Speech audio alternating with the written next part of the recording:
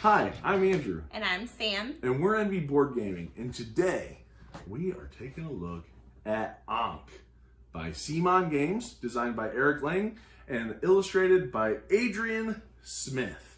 In this game, players are going to be gods in Egypt competing to be the one god.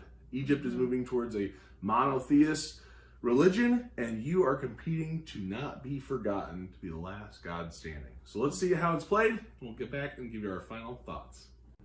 All right, so Ankh. As you can see, I've already set up a 5-player game of Ankh. I didn't have to set up 5 players, but I figured it would look cooler with more plastic on the board. And as you can see, this is kind of a table hog. You got a lot of different boards going on, a lot of different minis. And not to mention, you would have player boards out for every single one. I just have the one out for my examples. But with this being such a big game and so much to cover, I'm going to go through it piece by piece, just so that I make sure I am thorough and try to do as good of a job as I can. So let's get started. All right, so first, before I get into gameplay, I really kind of want to go over setup, because I think this is an important aspect of the game to understand as you're looking through this video and wanting to know, is this something I'm going to enjoy? Is this something that's not for me? And so I want to point out this scenario book, okay? Because in this book, you have tons and tons of scenarios, and all that have visual representation of the setup for each player count under each of those scenarios. So as you can see, you have just like kind of the basic game here with no extra added rules, called the Middle Kingdom. But as you go through this, and I won't go through every single one, some of them will just be basic rules with different setups, or some will add some different player counts. So for instance, the Great Flood is for a 2-player game. But then some will add different components, like the 2 capitals. And then we'll focus on different aspects of the game as you are going through. Some may focus more on area control. Some may focus on getting rid of the merge, like the dynastic unrest, which we'll talk about a little bit later. And they each add, a little bit of rules, nothing too crazy. As you can see, the additional rules here are just maybe in total a couple paragraphs, nothing too bad. There could be ones that focus more on monuments. So depending on different aspects of the game that you may like or may not like, you can change the setup to maybe more heavily lean into something that you want more of in the game. So also one with Guardians. Maybe you don't like the way that you get Guardians. This Guardians of Kemet scenario changes that up as well, which I won't go through, but there's a different way instead of the original way, which I'll talk about a little bit when we go through the overview. As well as if you're looking at something that has more asymmetrical strategic rules, you might want to use the Twilight over the New Kingdom scenario. Okay? And then you have the syncretism,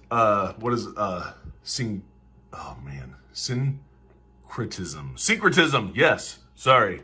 And this is, maybe you love the merge. You love it so much that you would like for a second merge. Well, this would be the scenario for you. So this is a big part of the game, I think. Something to consider if you're thinking about getting it. It has a nice little rule summary on the back. But if you like some aspects of the game and maybe not others, still might be something you want to check out, because you can maybe lean more heavily into something that you're interested in.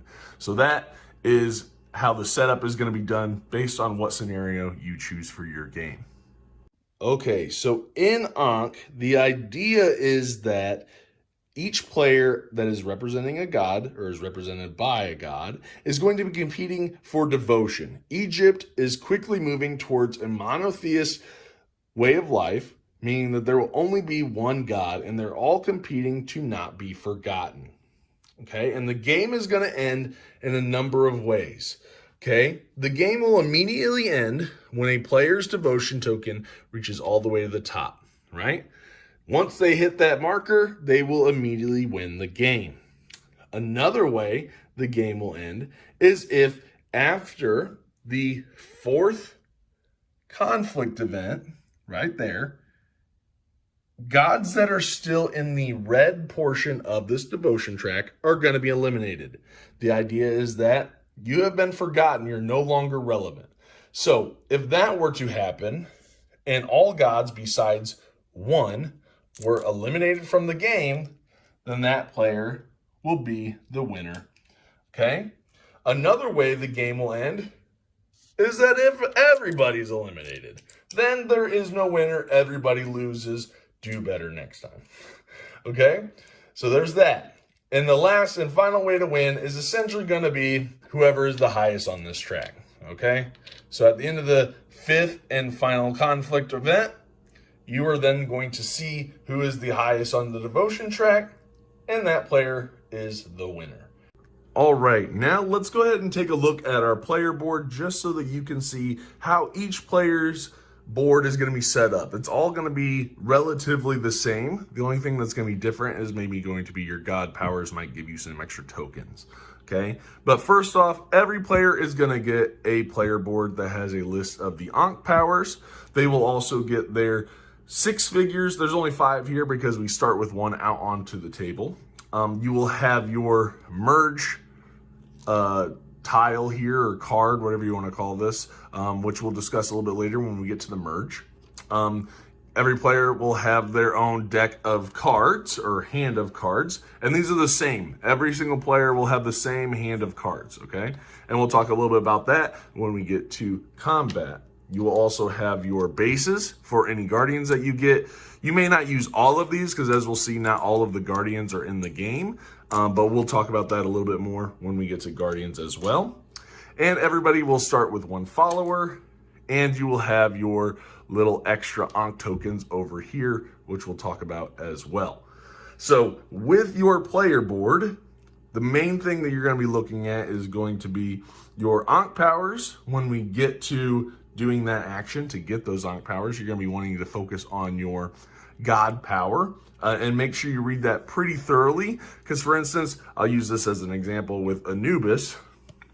Okay, a lot of these god powers are going to affect spaces even when you're not in them. So, for instance, with Anubis, whenever an enemy warriors are killed, you may trap one in an empty space below. Okay, and then for each of those that you have trapped, your god has +1 strength. And this is going to be important because this is going to affect every space. Even fights that you are not a part of, you will still be able to capture those killed enemy warriors, okay? So make sure you read your god power and understand what it is, because a lot of times these are going to have ramifications across the entire board, not necessarily just areas that you are present in. Okay?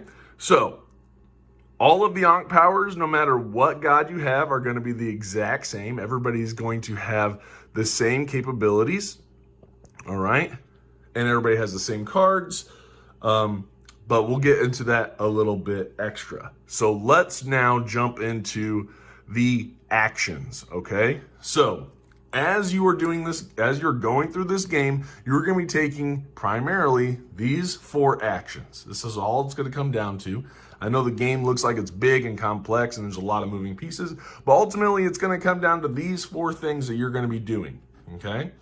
So you are going to have a move action, a summon action, a gain followers action, and an unlock Ankh powers action. So let's go take a look at the little action board, and I'll be able to explain that a little bit more in depth for you. All right, so let's take a look at these actions a little bit more in depth.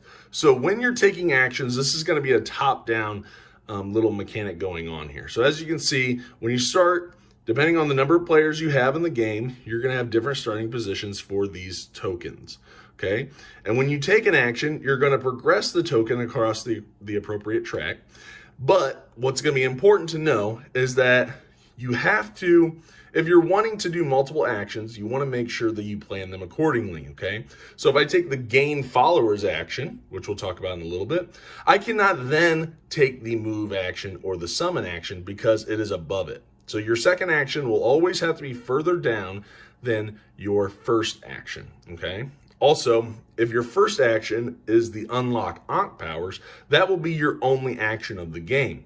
Also, if your first action results in the token or the marker, I guess, meeting the end of the row, you are going to trigger an event. And we'll talk a little bit about that later. But I do want to just emphasize that when you're taking actions, you want to make sure that you take them in the right order, because if you take your first action too far down, you're not going to be allowed to go back up and take your second action for things that are higher up on the track.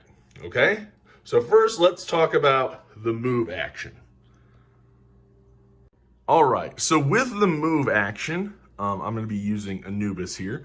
But with the move action, after you progress the marker, you are going to be able to move each of your figures on the board up to 3 spaces each, okay? And they can move through any space, okay? But they must end in an empty space. So I could move through my own characters if I wanted to, right? If I were moving 3 spaces. I could move through monuments if I wanted to, 1, 2, 3, however I want. I could even move through ocean spaces, 1, 2, 3, right? And if I had enemies there, for instance, like this, I could move through enemy spaces. You can move anywhere you want. The only important thing really is going to be that when you end your movement, that it has to be in an empty space. Okay, it can't be in an ocean space unless it's a special figure that says that it can. You are going to be ending on the land spaces. So pretty easy action there. Move up to 3 spaces and just end in an empty space. Can't end on a monument, can't end on another figure in an empty space. All right? Next, let's talk about the summoning action. Okay? So for summoning action, you are going to place one of your figures that you have in your reserve or your pool, and you will put it adjacent to one of your figures or one of your controlled monuments. Okay? So no matter where your figures are, you will be able to summon this adjacent to one of your figures, okay? Or adjacent to one of your controlled monuments. Your monument is controlled because it will have one of your Ankh tokens representing that, okay? So you can summon here, but you're just going to be summoning one figure. Now, this is where I want to talk about a little bit about adjacency, okay? When we talk about adjacency, they have to be next to each other, obviously, right? But in this case, the river is going to break up that adjacency. So I could not summon here because I do not control this monument, and I'm not adjacent to my other figure because the river separates those 2 figures. Also, I could not summon here because the caravan of camels also breaks adjacency. So because those camels are there, I cannot summon next to them across the camels. All right? And just like before, you cannot summon them into the ocean unless, again, it is a special figure that allows it to be placed into the water. All right? So that is how summoning works. All right. So for the next action we're going to talk about gaining followers. And the way this works is that you are going to gain 1 follower for each controlled or neutral monument that has at least one of your figures adjacent to it, okay? So let me repeat that. You're going to get 1 follower token for each monument, not 1 follower token for each figure adjacent to the monument. I do find that this is something that is often forgotten while playing the game. So I just want to emphasize it's 1 follower per monument, okay? And they can be ones that you control, again, indicated by the Ankh token of your color, or a neutral monument, okay? So in this example, I would get 1 follower for this one. Even though I have 2, the monument is only going to give me 1 follower token, and I will get 1 for this monument because it is neutral. If it was, however, controlled by another player, I would not gain a follower because I do not control it and it is not a neutral monument. Okay? And that is how you're going to get followers. All right, and now let's talk about the 4th action that you're going to be able to take on your turn, which is going to be unlocking Ankh powers.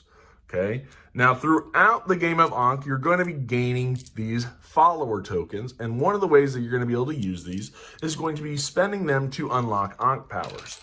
Now, when you're looking at your player board, you're going to see 3 different columns here of Ankh powers: the 1, the 2, and the 3. And as you're going to be going from left to right, meaning I'm going to have to unlock these Ankh powers before I unlock these, and so on and so forth. So let's say I take the unlock Ankh powers action. I'm going to spend 1 follower. Depending on each column, the cost will gradually go up, but it's either going to be 1, 2, or 3.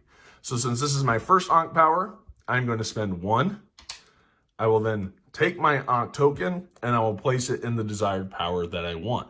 Now, once you pick an Ankh power, you can't then later in the game change which Ankh powers you want to have. So make sure you choose wisely, because they're not going to be able to be changed or moved around. So let's say I chose Inspiring. It reduces the cost of building monuments to 0. Okay. Now let's say it's my next turn and I'm able to take another unlock Ankh power. Okay. Again, I would spend 1 follower for this Ankh power, and I'll place it, let's say I place it here to gain more followers at the start of conflict events. Now, the important thing I wanted to show you for this is that now I have unlocked my second Ankh power, and I've revealed this scarab, all right? And whenever you reveal this scarab, you are going to be able to gain a guardian, all right? You will gain a level 1 guardian. And as you're going, you will see another one will get unlocked for the level 2 guardian, and then the level 3 guardian. So at most, you are going to get 3 guardians during this game. So let's take a look at guardians and how those work. All right, so as I discussed in the unlocking Ankh powers action, once you get to where you're unlocking the little scarab icon on your player board, you are going to be able to gain one of the guardians. Now, as you can see, there are only 3 different types of guardians. Now, in the game, there are a number of additional guardians that come, but for each game, you are only going to have 3, okay? And especially, or at least for the base game, I should say, there will only be 3. So, and as you can see, each guardian, there's a limited number of figures. So I have, as you already know, I have set up a 5-player game. However, only the first 3 people that unlock that little scarab icon on their Ankh powers is going to get the circuit, okay? And only the first 3 are going to get this ghost-looking guy.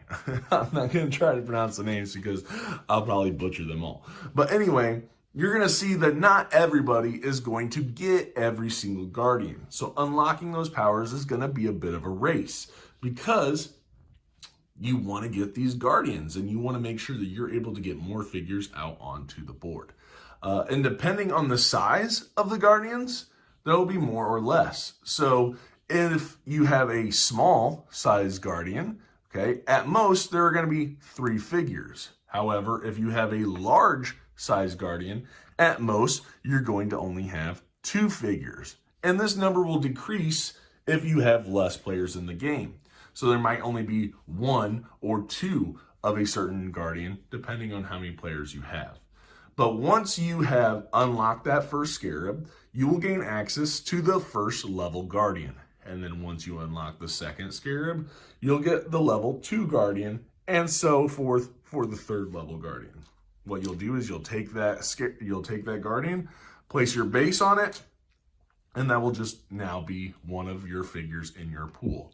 Now, I said this was for the base game because, like I spoke about earlier, there is a chance for you to play a scenario where you want to have more guardians involved in the game. And when I say more guardians, I mean more variety.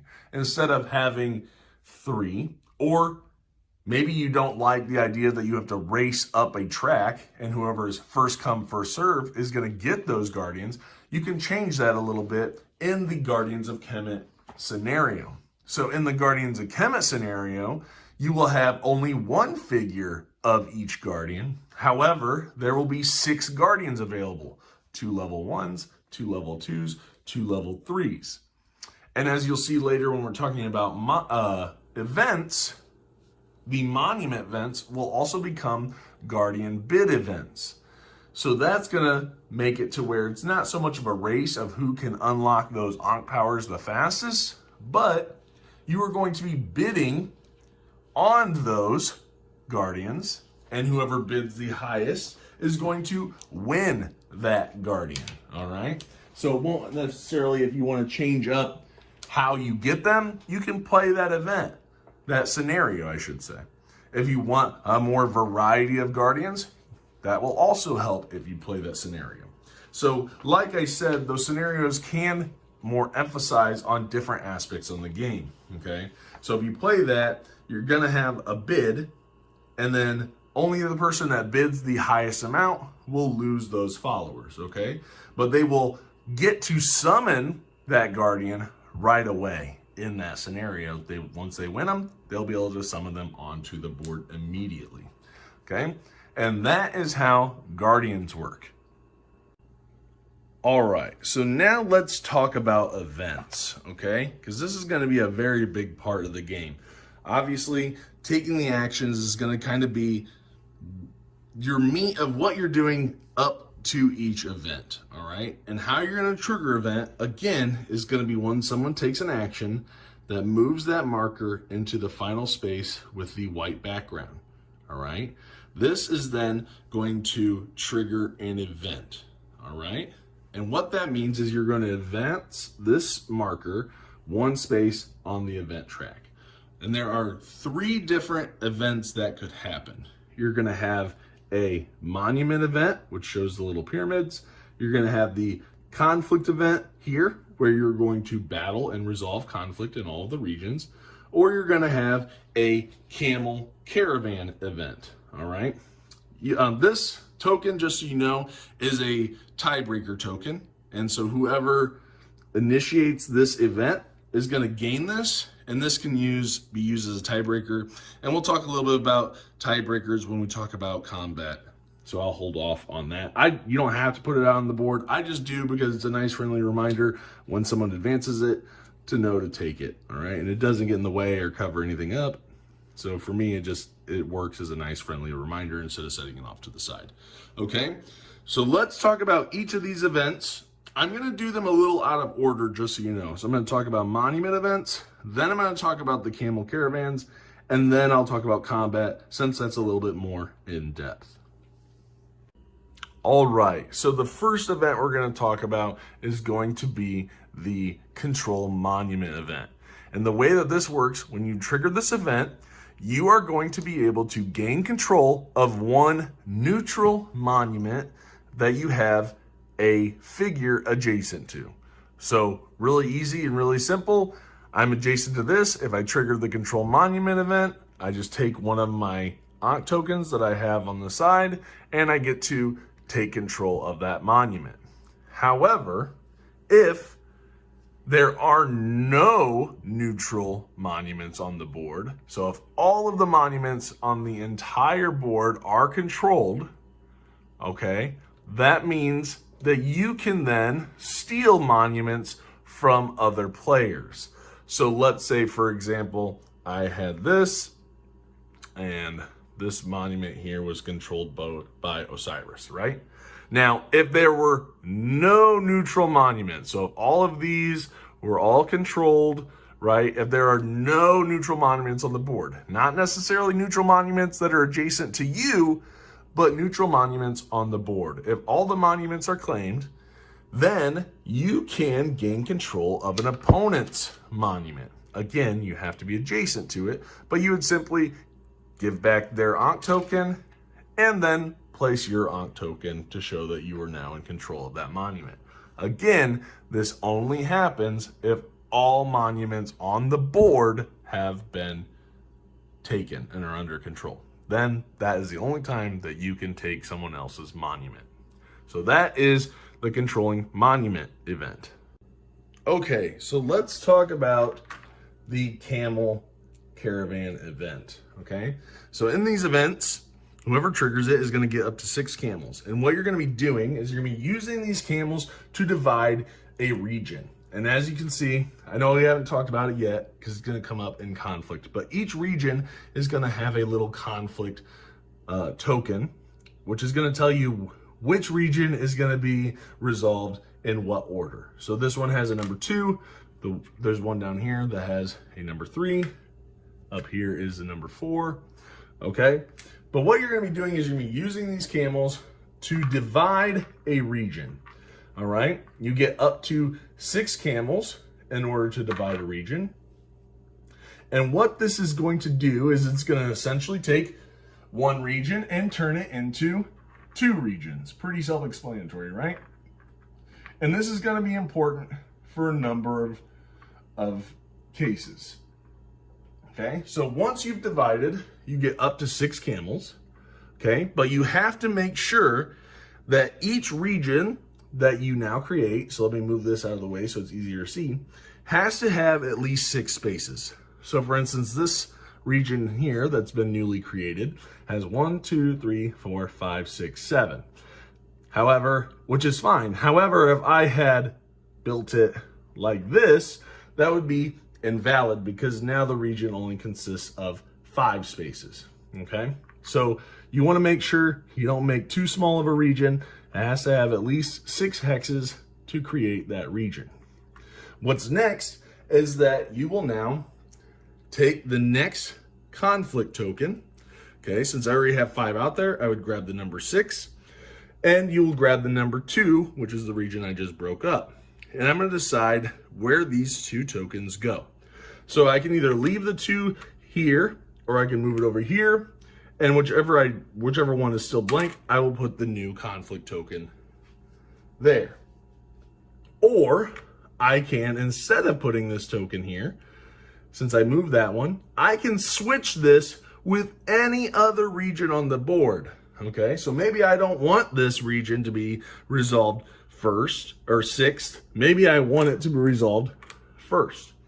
And this will be important because you're going to essentially recategorize the order in which these regions are going to be resolved, which may have a deep impact on what cards are played for each of the combats. Okay, so that is how the Camel Caravan event works.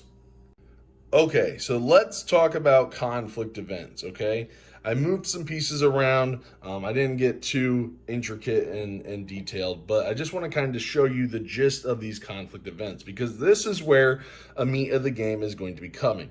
You're going to be doing your actions and progressing up the action board, okay? But that's going to be leading to these big conflict events. And this may not look very big, but as you're going, there will be more and more minis, more and more regions, more and more guardians, and a lot more conflict in the game. Okay, so again, this is going to happen when somebody progresses up these action tracks and eventually progresses this token onto a conflict event. Okay, whoever triggers that event is going to take this tiebreaker token. All right, and then you are going to resolve each of the regions out on the board. So you have region 1, 2, 3, 4, 5, 6. Okay. And going in that order, players that are going to be in those regions are going to be combating, or fighting, I guess I should say, fighting over control in those regions. All right. And there are essentially 2 different ways this is going to work. And so I've got a couple little examples set up here that we're going to take a look at. So let me try to do this without getting too shaky. All right. So first, let's look at a region that has no competition, essentially, right? So if I'm looking at region 5 here, okay, and this is where players are going to get a lot of their points. It's going to come from combat. There's going to be a lot of points here, all right? And so in this region, as you can see, the Anubis player is the only player in this entire region, right? Region 5, okay? So you are considered dominating this region if you were the only one there. So what you're going to do is you are going to get a point for majorities of each monument type, right? So we have pyramids, we have temples, and we have obelisks, okay? So in this scenario, I control this pyramid and I control this temple. So since I control a majority of pyramids in this region, I will get 1 devotion. If I can, and I also control a majority of temples in this region, so I will gain another devotion. Now, I do not control the obelisk, so there will be no majorities given, okay? Now, it's important to know that when we're talking about majorities for this, that there are no ties. If it's a tie, nobody will gain devotion, okay? And we'll see that, you might see that in other areas when we do conflict, but just know that there are no friendly ties, all right? And since I am dominating, since I'm the only player in this region, I will also gain 1 devotion. Now, let's take a look at a place where there is conflict, okay? So again, here we are, we're gonna be doing conflict, and you're still gonna be scoring points the same way. However, it's gonna look a little different, okay? If there is a battle with 2 or more players, what they are going to do is that each player is going to take a look at their hand of cards, all right? Everybody starts with the same 7 cards, and you're going to choose a card to play, okay?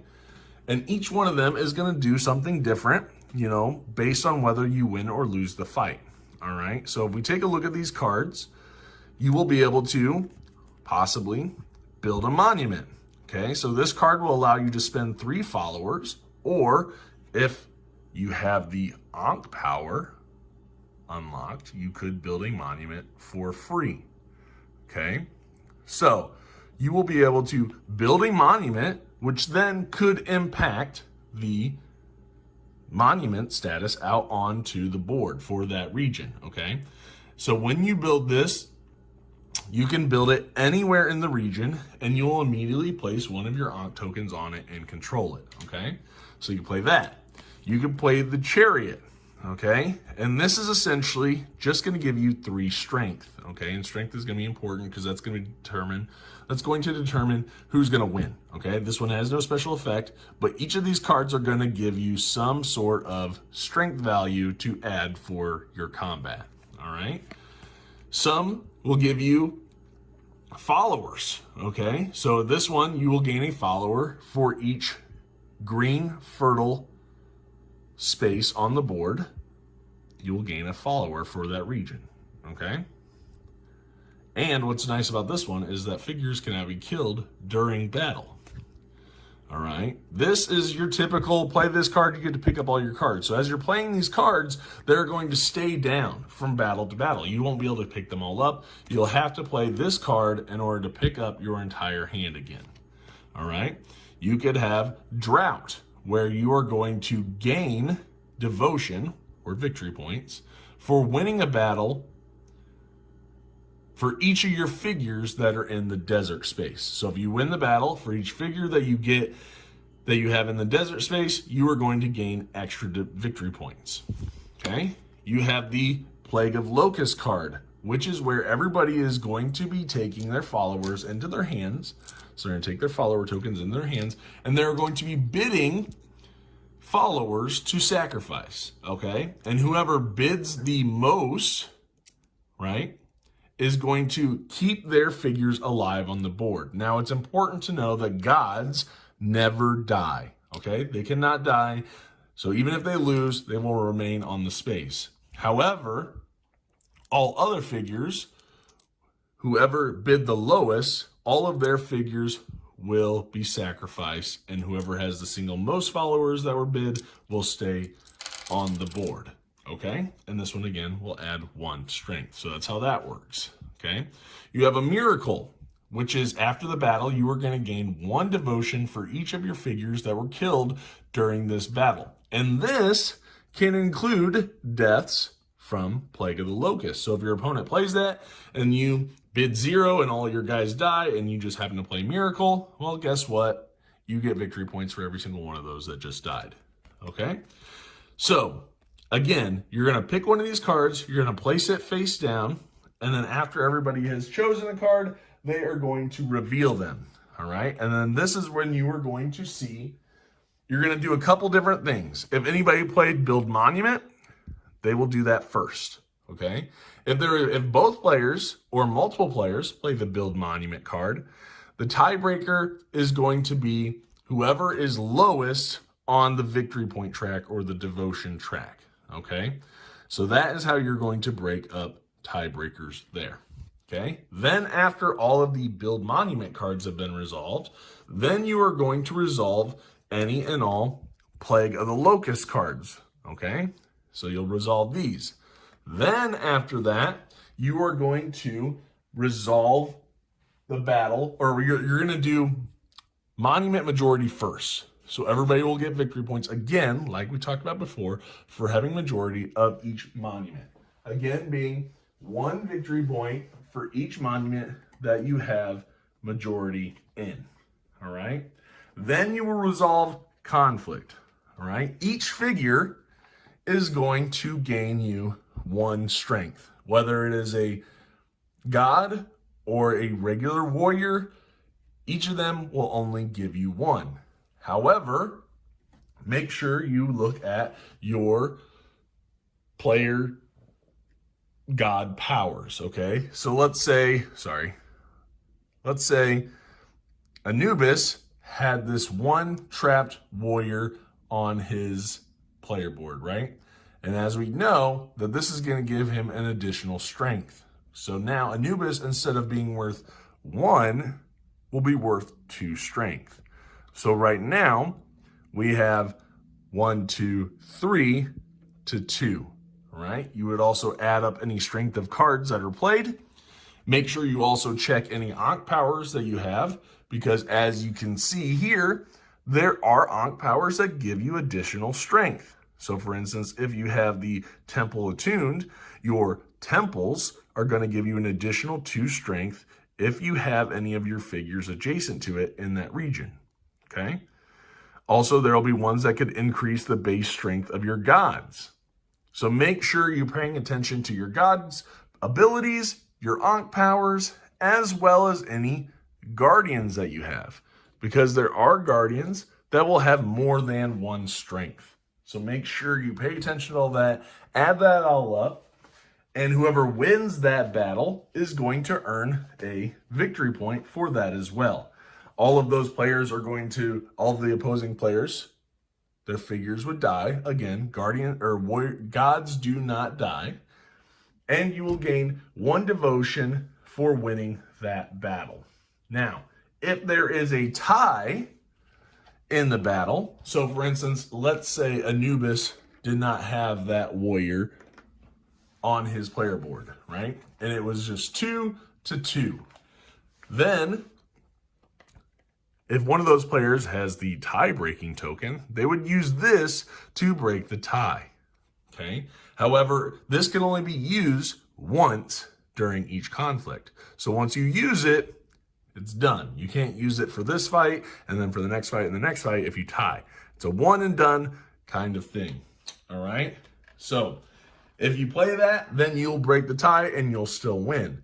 However, if there is a tie and this token is not used, then all players will lose the battle, and that means all figures in the region will be killed, again, except for the gods, okay? So that is how conflict is going to work. There is one thing I'll mention, and I kind of set this up over here. If you look back here in Region 1, there are no figures in Region 1. If that's ever the case, you ignore it. There is no combat. There are no points given out. Nothing. All right? So make sure that you ignore those if you come into that situation. And that is how you deal with conflict events. Okay, so now that we have talked about the Control Monuments event, the conflict events, and the Camel Caravan, let's talk about the most controversial portion of this game, which is going to be the merge. The merge is going to happen at the end of the third conflict event. Okay, and as you can see right here, two gods are going to merge. Now, what does that mean? And as you can see, obviously, the merge happens in a 3-player and more game. So in a 2-player game, there will not be a merge. But what you're going to do is at the end of that third conflict, you are going to look at the devotion track. And whoever the 2 lowest characters or players on that devotion track, they are going to merge and become one. They're essentially joining forces in order to fight together to stay from being forgotten. Okay? And how this is going to work is that the 2 lowest scoring players are going to become one.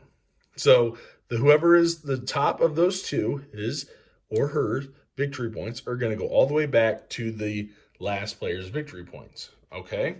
Then the rest of that is going to take effect here on the board. So let me get settled for a second so you can see what we're going to be doing. So as we saw on the devotion track, blue was the 4th and purple was the 5th player. Now, for the blue player, nothing is going to happen with their figures. Their god, their warriors, their monuments, all of that will be just fine. However, with the purple god, Anubis, what's going to happen is that all of the stuff that they have on the board is going to come off. So the god will be removed. The warriors will be removed. Even the monuments will be destroyed, right? All of this will be gone, all right? Then what is going to happen is that they are going to give any and all of their follower tokens to the other player, all right? That other player is going to, because everything's going to become one. The other player is going to take their god and they're going to place it on this little podium, okay? And then the lesser god is going to take one of their bases and they will place it at the bottom. And this is to show that they are now on a team. They either win together or they lose together. And you'll place them back out onto the board. Now, the lesser player is going to look at their player board. And that means they are going to get rid of all of their Ankh powers. These are all going to reset, and you are going to copy what the higher player has on their board. Okay? You will also exchange merge cards or tiles with the player that you've merged with, because that one god will now have the powers of both gods. Okay? So that higher god is going to be given all of the followers. Both players will now share a pool of warriors, which will just be the blue warriors, not the blue and purple. If there are any guardians by the lesser player, they will then give those also to the higher god. And if there are multiples, or if you don't have enough bases, you'll have to choose which ones you want to keep and which ones you want to get rid of. Okay?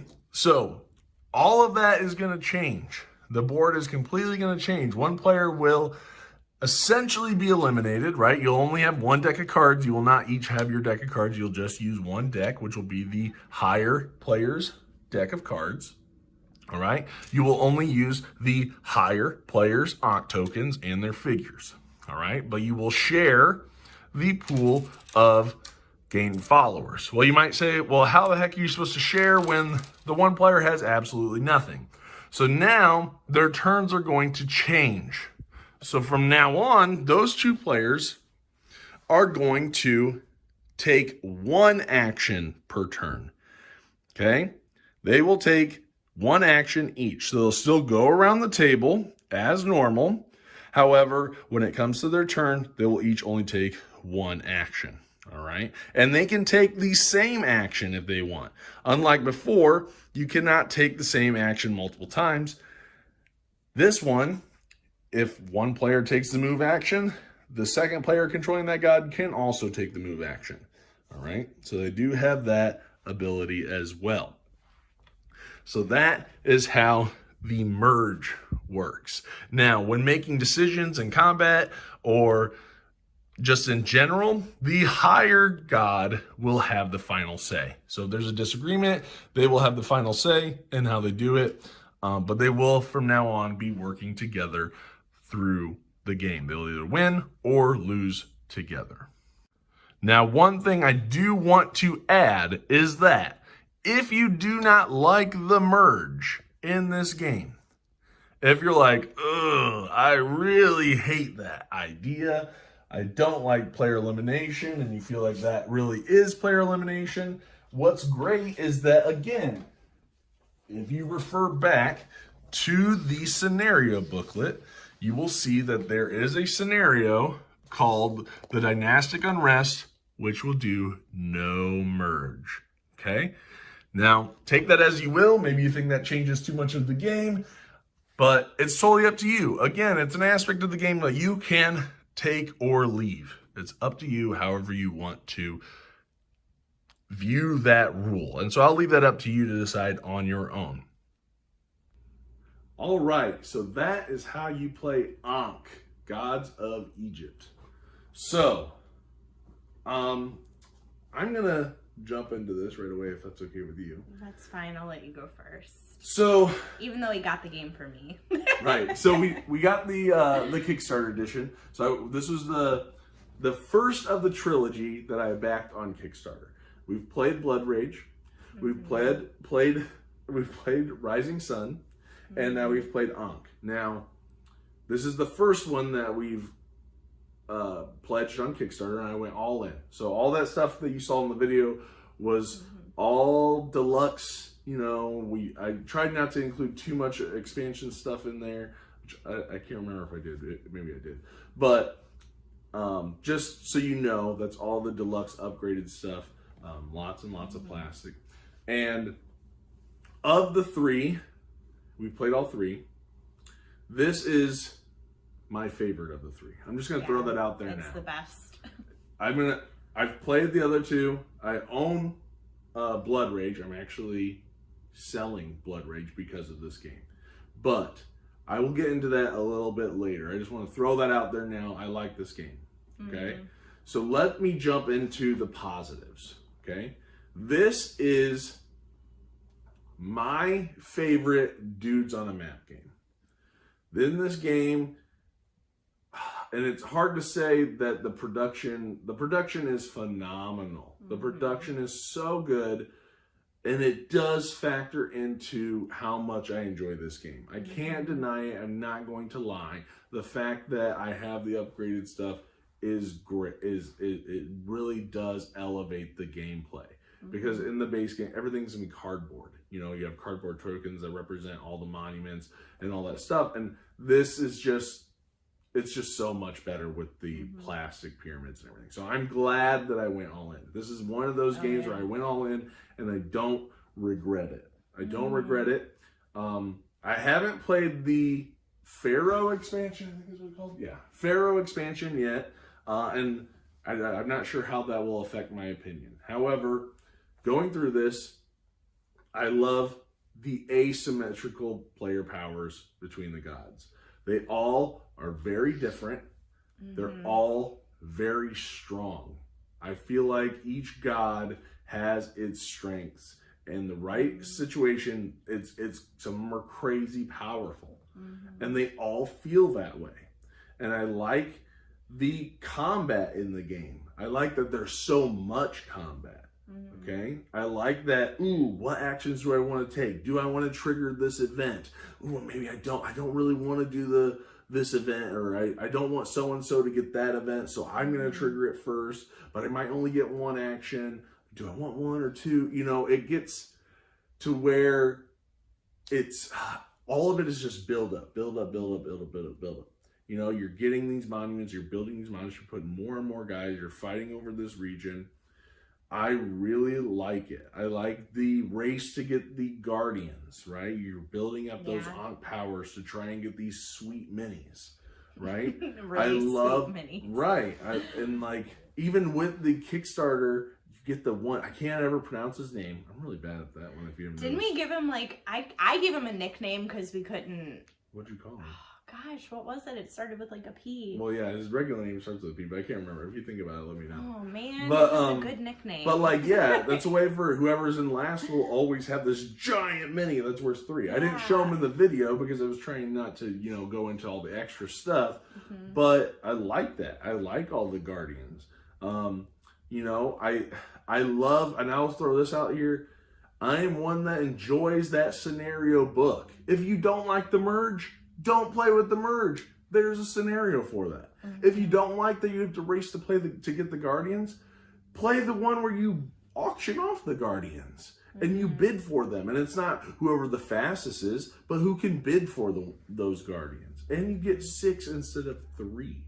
I'm just saying, like, and a lot of people don't like, well, that takes away from the idea of the game. Well, I like that, if I want to lean more into area control, I can add those cities in. If I want to lean more into monuments, I can play that scenario. If I like the Guardians, I can lean into that. Like, you can kind of cater the game a little bit or tweak it based on the scenarios to meet what you like, And this is a game that you can play 2 players to 5 players. Now, I know you couldn't play 2 players in Rising Sun, and that was a big drawback because a lot of times it's just me and her playing games, but I still like Rising Sun.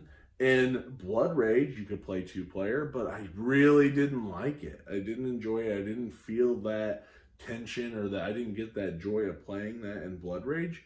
In Ankh, I like this game at 2 players. I think that there is some really good interaction. I think there's some really good just gameplay that happens, but then I really like it at 5 because then chaos ensues.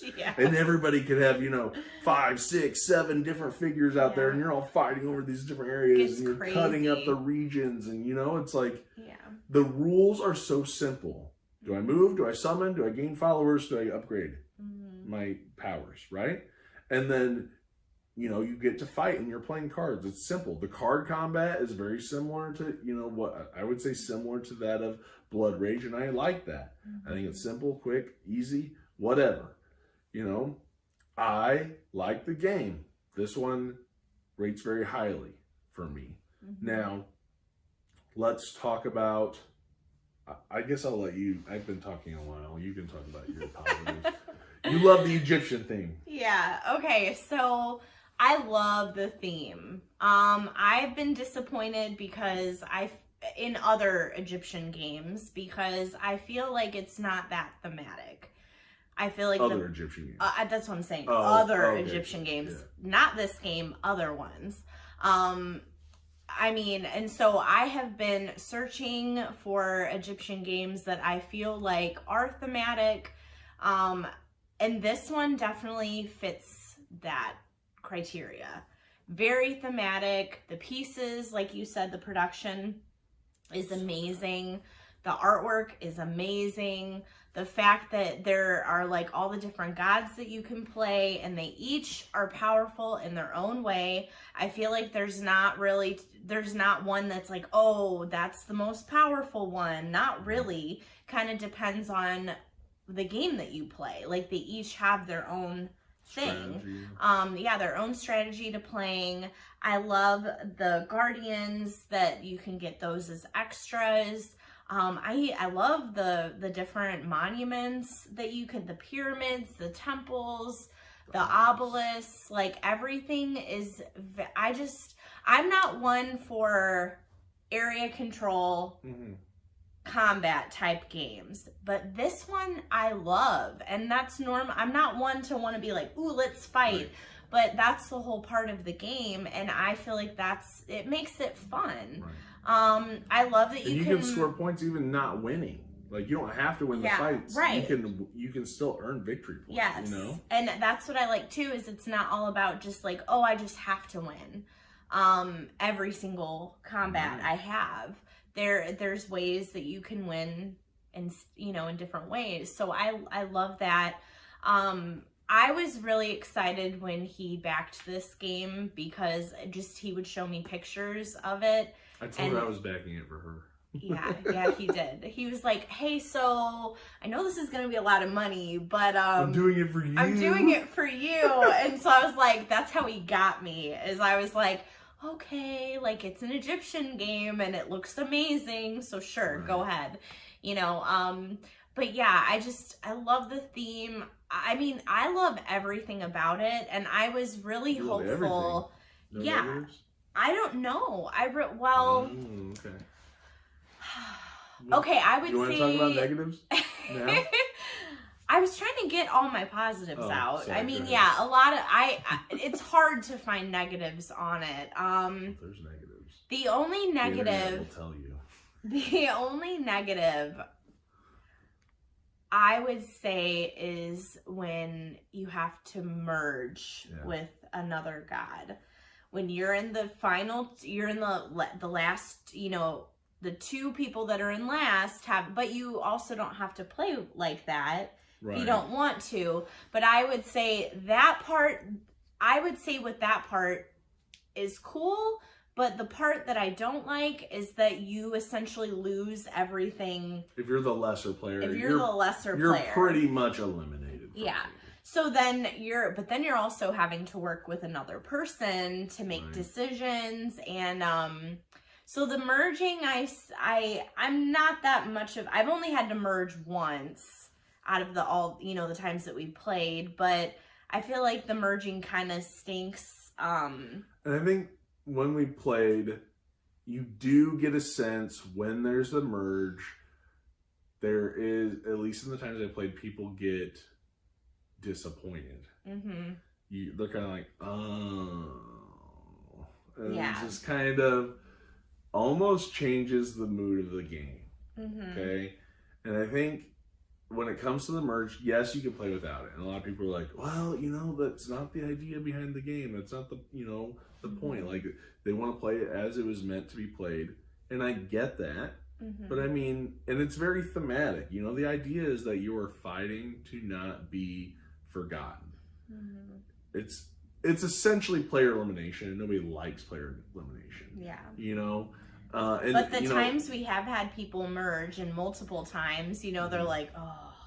And then, you know, you have maybe like one person that's merging with the other that's kind of like, just take over, you know, because eventually it's because then they're like, I don't like the idea that I have to consult with somebody when we make a decision, or you know, it's kind of like you're almost taking away the game for both players, because they're like, you know, I'm in it, but it's so funny, because the way that it is you're being competitive, and you're obviously you're in that competitive state of mind where you're like, all right, I want to try to win, and then you're forced to be like working with someone else, and so I feel like that kind of throws people off, because it's not a everybody's so eager cooperative to make sure game. They're not the bottom two.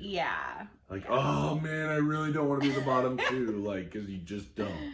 But I would say, you know, I get that, and I you know, I've never had to merge, luckily, but if I did, I feel like I would feel the same way.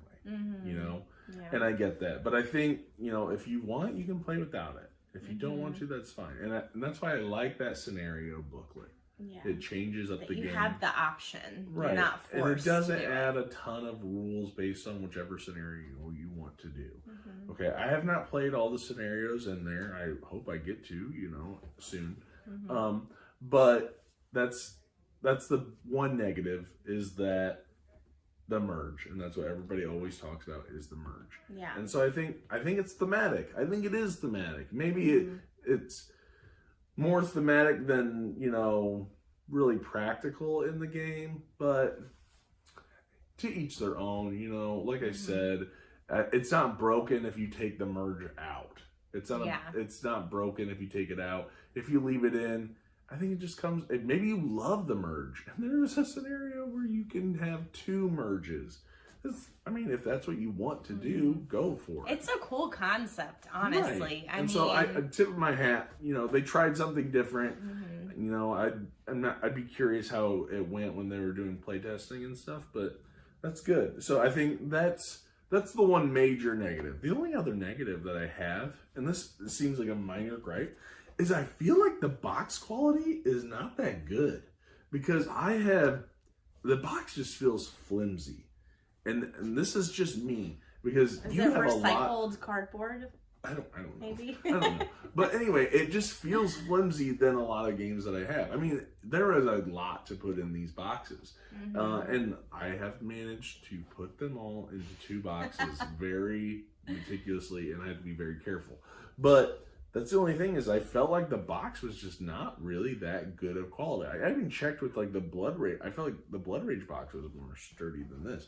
It just feels a little bit more flimsy. I'm not sure why or what it is, but yeah. So only negatives I would say, and I will say this is a little negative as well.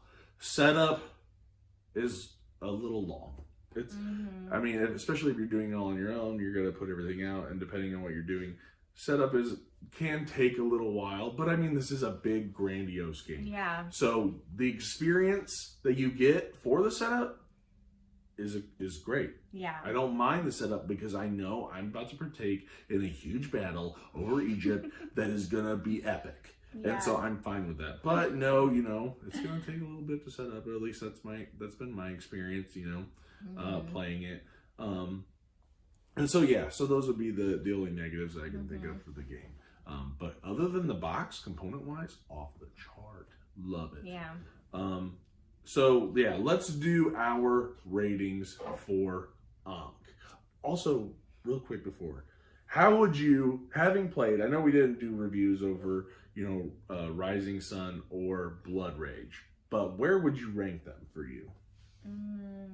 Is Ankh above all 3 of them? Or Yeah, Ankh is number 1, probably then Blood Rage. Okay. And then Rising Sun. Rising Sun. So mine would be the same. Yeah. And I've had Blood Rage for a long time, but I am going to get rid of it because I like Ankh better. And to me, it just replaces it for me. And I love Viking games. I really do. I mean, you can check out other reviews we've done on Viking games. I love them. Yeah. But this one I do like more. So... ranking or rating. What is your rating for this game? Gosh, yeah, Or do you want me to go first? No, that's okay. I feel like it was a difficult ranking for me, or rating, not ranking. Because I love it so much. But I would say I'm gonna give it, I don't always like to give 10s. I've gave 10s before. Are you giving a 10 to this? I'm going to give it a 9.5. Oh, okay. 9.5, and that is high, but I love the theme. I think it blows any Egyptian game I've ever played out of the water. I didn't deter you from giving it a 10, did I? Kind of. But I don't want to be overly, generous with my... It's because you love Egypt. I do. And I mean, but I'm trying to think of the game itself and not letting just the theme be the most important part of it. Because obviously that's a huge part of it. But I just feel like there's not really anything negative I can say about it. The merge, but that's the only thing, That's right, because you don't have to set up the game. Other than that, and you don't have to put it all the way. Anyway, my rating, I'm going to give this is an 8.5. Okay, That's it? That's it. That's high. That's high. I've never given a 10. I've never given 9.5. I don't think I've even given a 9.5. 8.5. But it's close to a 9. The only thing that is that whole dilemma of merge. I do like that you can give her it doesn't matter too much to me, but I do not like that when we do play with the merge that it kind of just changes the feel of the game. It almost sucks some of that excitement out of the game. It's a fun sucker. Right, it's a fun sucker. So it is a fun sucker, but I still really like it. Yeah. I could enjoy it, but I haven't been on the receiving end of it. But I've witnessed how other people feel, and I get it. And they're just kind of like, now I just don't care anymore. And that's the way they feel. But I do really like the scenarios. I really like the production. It's an 8.5, definitely, which I love. If somebody wanted to play this game, I would play it right now. I would play it right away.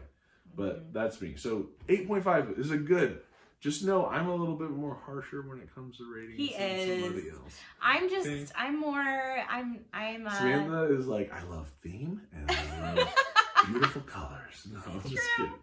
No. It's true though. I mean, I am very much, and if it's not thematic, if it's like, oh, you know, this is an Egyptian game, but you don't feel like you're actually. I'm honestly surprised you said 9.5, or even if you were considering a 10, I thought it was gonna be lower.